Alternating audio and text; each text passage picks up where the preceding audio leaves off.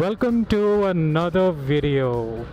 Today is election day in the state of Telangana. India's newest state, Telangana, also went to the polls to elect its second assembly. Telangana राजस्थानयोः अद्य मतदानं तेलंगानायाम् 19,100 आसनेषु च मतदानं भविष्यति। तेलंगाना में 119 सीटों पर मतदान जारी। युवाओं में मतदान को लेकर खासा उत्साह। తెలంగాణ రాష్ట్రం ఏర్పడ్డ తర్వాత వచ్చిన తొలి ఎన్నికలు కావడంతో దేశవ్యాప్తంగా కూడా ఉత్కంఠ నెలకొని ఉంది. And I didn't vote. I actually am at the verge of giving up on this electoral process.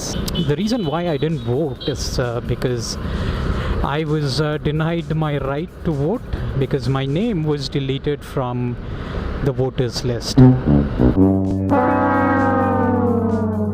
It's not that I'm voting for the first time. I've voted in the past as well. I voted twice in my entire lifetime. This could have been the third, but I was denied that right. Why was my name deleted from the voters list? I have absolutely no clue. But here's the thing. I actually wouldn't have voted anyway. And some of you might argue and say, well, that's like giving away your right to complain when things go wrong. I disagree. It's unfortunate that although I've been living in the same house for all these years, my right to vote has been taken away without any intimation. And I found it out in the last minute because I was not expecting my right to be taken away. And unfortunately it was. And yeah, I guess it all adds up. You know, I was kind of giving up on the system here, and then my name being taken off the voters list confirms that, well, the system is kind of working against me. Well, if you're a young voter, I would understand the enthusiasm and the drive with which you would go and vote. I also remember what it was like to vote for the first time. It kind of gives you a feeling that yes, you're taking part in this democratic process. You think you're much connected to the political system and in the way this country is run. After voting twice in my lifetime, I have come to this conclusion that it is not my vote that counts. It is not the legislator that I choose to legislate different laws that matters, but in a system which is broken, like the one that is here in this country and in the state of Telangana. It's very important to interact with your legislator and get things moving. Simply voting and hoping that the legislator is going to take care of things has not worked for me. And I guess voting is designed to give you the feel of having taken part in something very substantial when it is not really so. So anywho, I arrived at this conclusion after I have seen that not much progress has been made in my state, in my city, or in my country. And I also believe that most of this country lives in its villages, and it is the rural population that gets to determine who the Prime Minister is going to be and who he chooses to accompany him to the parliament to legislate. Talking about my state, the state of Telangana, it's the newest state in the country of India. There was a huge uproar over the need for the bifurcation of the state. Previously, the state was this huge chunk of land called Andhra Pradesh, and then there was a movement wherein people wanted this separate state called Telangana, and the Andhra Pradesh, the state, was split in two, which are Andhra Pradesh and Telangana. So here we are in the state of Telangana. I'm driving in my city, which is Hyderabad, and I'm heading towards the Chief Minister's camp office.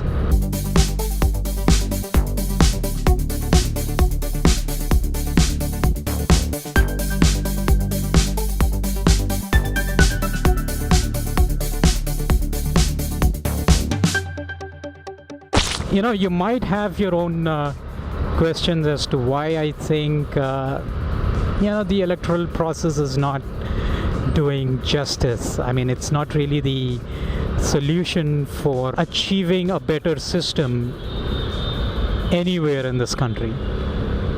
And here's why. For the most part, none of our legislators or would-be legislators are driven by love or dedication towards their constituencies.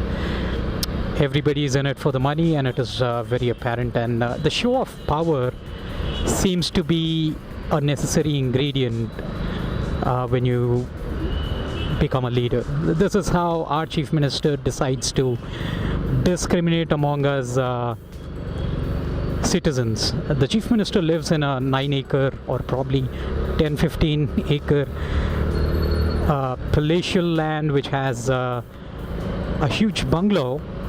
And this is the road that is right in front of his camp office. And as you can see, today being the election day, there is not much traffic. But otherwise, this stretch of road is completely packed. And you can see the policemen guarding this palace of a Chief Minister. What is unfortunate is he's built a fence around his office and completely made the footpath, if you can see through the fence, the footpath which was supposed to be meant for the citizens is now being encroached by the Chief Minister. Well, he's the Chief Minister, he can do what he wants. And I have literally seen people, young kids, who are either going to school or going home from school, just walk on the road. Almost every person who walks by this fence is exposed to the traffic, and that's a lot unfair for the citizens of Hyderabad.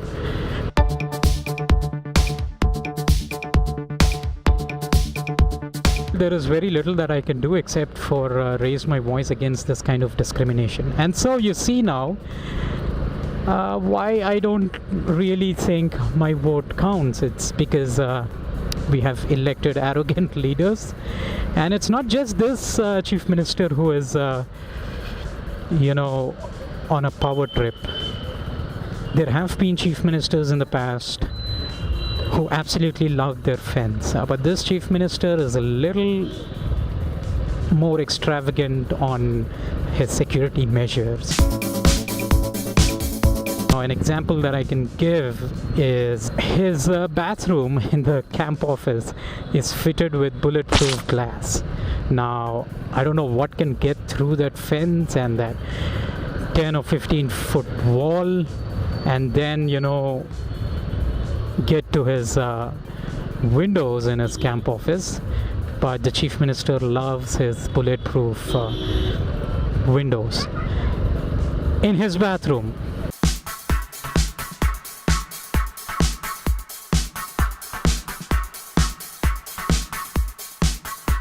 It shouldn't be surprising to me or to you, because even after all that he has done, he could still very well return to power. It's unfortunate. It's not because I didn't choose to vote, but it's because rural Telangana is almost blinded by this guy. Different segments of people have different expectations from the Chief Minister and his cabinet. My expectation is that he delivers on his promises, not that his promises are going to benefit me directly.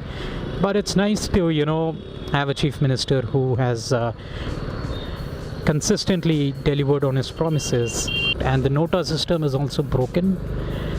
So even if you go ahead and click on none of the above option that's available on the voting machines, well, there is nothing that's going to happen, because even if there are more votes for Nota, the old contestants will again contest in a re-election.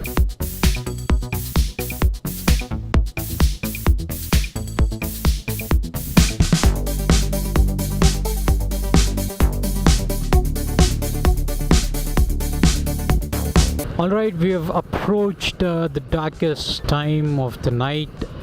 The night has taken over and it's time for a very dark secret. I was astounded when I came to know that the Chief Minister of our state, who's been ruling the state for almost 5 years, has the highest number of criminal cases than any other wannabe legislator. The Chief Minister has 64 criminal cases that he is fighting in various courts filed by various police stations in the country.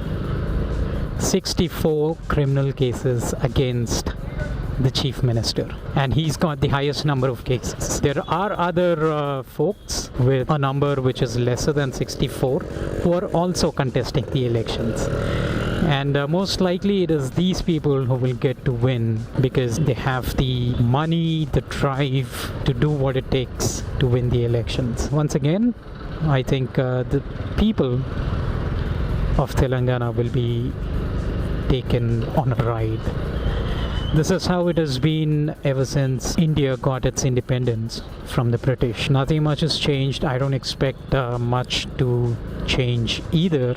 I thought the new state came with a new opportunity to, put these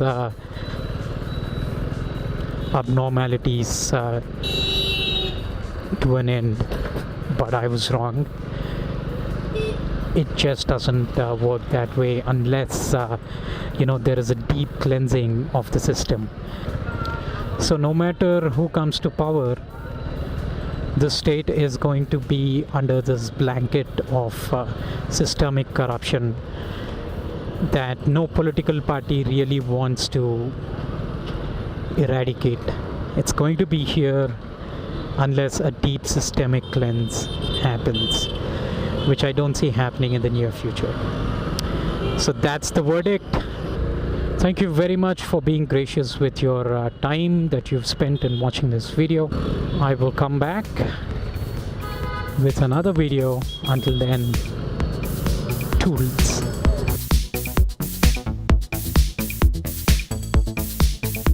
Alright, that is the end of the video.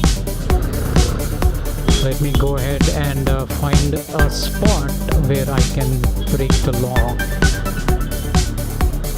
And I think this is it.